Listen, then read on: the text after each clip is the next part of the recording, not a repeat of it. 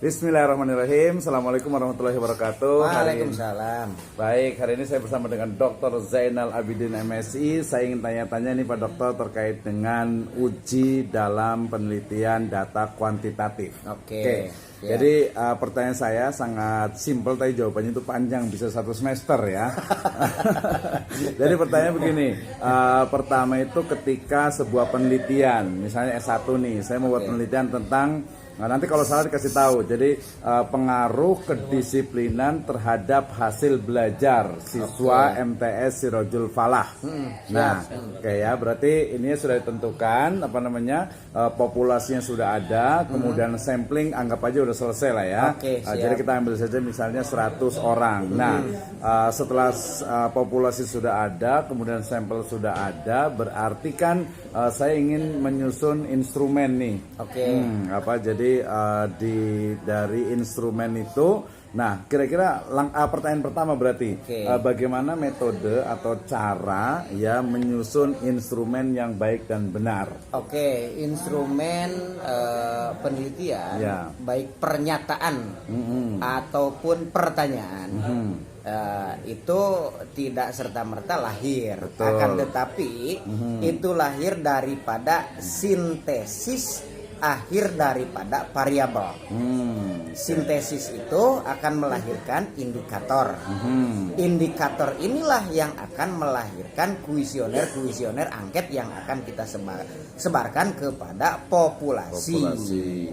Di luar sampel. Di luar sampel. Di luar sampel. Betul, itu perlu diingat ya. Suka langsung ke sampel aja nih. Nah, populasi di luar sampel. Berapa banyaknya? Banyaknya ada 30 dan minimal adalah 15. Itu ketika ingin menguji apakah pertanyaan angket ya, pertanyaan atau pernyataan dari angket yang kita buat yang dilahirkan daripada indikator-indikator dari variabel tadi. Kita uji, yang pertama adalah uji validitas. Sebelum ke uji nih masih panjang ya. Jadi pertama itu tadi misalnya nih saya membuat penelitian tentang pengaruh kedisiplinan terhadap hasil belajar. Berarti kan yang itu apakah hasil belajarnya atau kedisiplinan? Berarti kan dua-duanya. Iya, kedisiplinan itu kan dia variabel. Berarti untuk mengetahui indikator dari variabel kedisiplinan itu seperti apa caranya? Kita untuk melihat daripada indikator-indikator itu di bab 2 biasanya ada teori, landasan teori ya. Dari teori A sampai teori Z. Nah, itu di akhir daripada per variabel itu pasti ada sintesis. Dari beberapa pendapat ilmuwan di atas, maka dapat disintesiskan adalah ini bla bla bla bla bla bla bla bla dengan indikator 1 apa, 2 apa, 3 apa. Nah, indikator inilah yang akan melahirkan angket. Begitu. Berarti anggap saya sekarang berarti walaupun nanti harus ulang lagi nih ya. Angket sudah jadi. Sudah jadi ya, kuesioner, pernyataan atau pertanyaan itu. Nah, urutan dari uji itu apa saja tuh? Pertama kita harus menguji kebenaran atau uji validitas. Berarti pertama validitas dulu. Uji validitas. Validitas seperti apa tuh uji validitas? Uji validitas dengan menggunakan rumus apa, Pak? Apa namanya? Validitas itu? Produk, momen, person.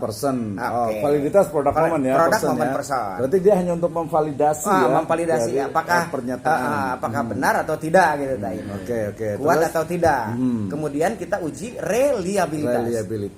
Yaitu dengan rumus alfa Krombach. Alfa Krombach ya. Alfa Krombach.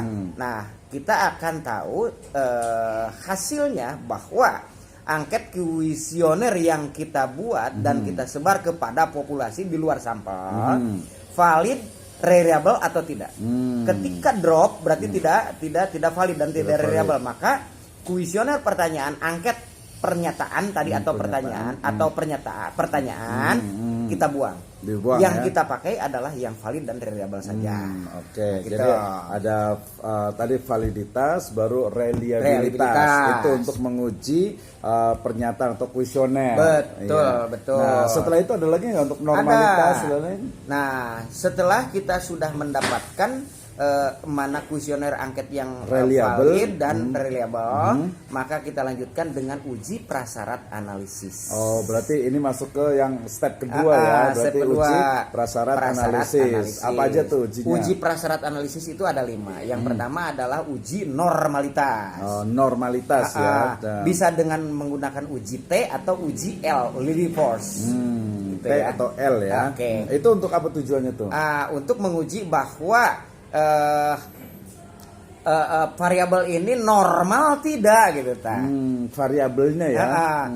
Variabel ini normal tidak, angka atau apa namanya tadi, pertanyaan atau angket kuesioner ini normal tidak. Maka kita uji dengan uji normalitas. Dia nggak ada kaitan dengan ini ya, dengan sebaran dari sampel ya, enggak ya? Itu sudah mulai ke sampel ya. Sudah ke sampel.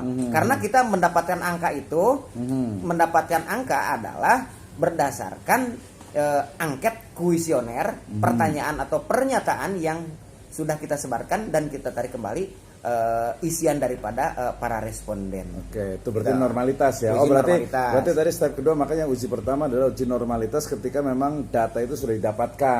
Betul. Normalitas yang kedua, uji homogenitas. Oh, homogenitas berarti kesamaan gitu Kesamaan, ya. Maksudnya kayak gimana tuh, kesamaan apa tuh? Contoh, kita menguji dalam satu sekolah. Dalam satu sekolah itu kan ada beberapa kelas dan sebagainya. Homogen atau tidaknya. Atau dari beberapa sekolah. Gitu, homogen atau tidaknya. Dan kemudian uji linearitas. Oh, yang ketiga berarti. Yang ketiga. Linearitas berarti kan apa tuh, nyambung sama linear atau tidaknya. Kemudian ada yang keempat, uji multikoliniaritas. Multikoliniaritas. Apa tuh, untuk apa tuh? Uji memastikan bahwa yang tadi setelah diuji linearitas apakah bisa dilanjutkan atau tidak. Gitu kan? Multikoliniaritas. Koliniaritas. Terus? Dan yang terakhir adalah uji heterodeskesitas. Heterodeskesitas. Tentu saja beda ya, tuh, heterodeskesitas. Iya, itu. Harus ajak deh. Heterodeskesitas itu ya. Itu apa tuh maksudnya tuh? Hetero tadi ada homogen, sekarang hetero. Hetero. Jadi apa ya maksudnya? Jadi sebaran-sebaran angket yang kita yang sebar dan diisi oleh responden, apakah ini layak atau tidaknya, bisa atau tidaknya dijadikan sebuah penelitian. Gitu Pak.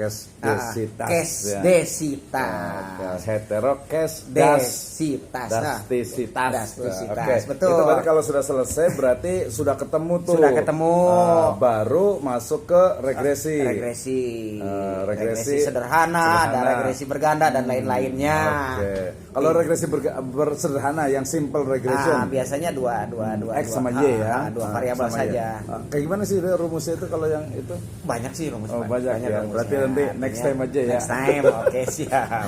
Itu mungkin ya. Sampai uji prasyarat dulu ya. Nanti lagi next. Insyaallah baik. Terima kasih. Assalamualaikum warahmatullahi wabarakatuh. Waalaikumsalam.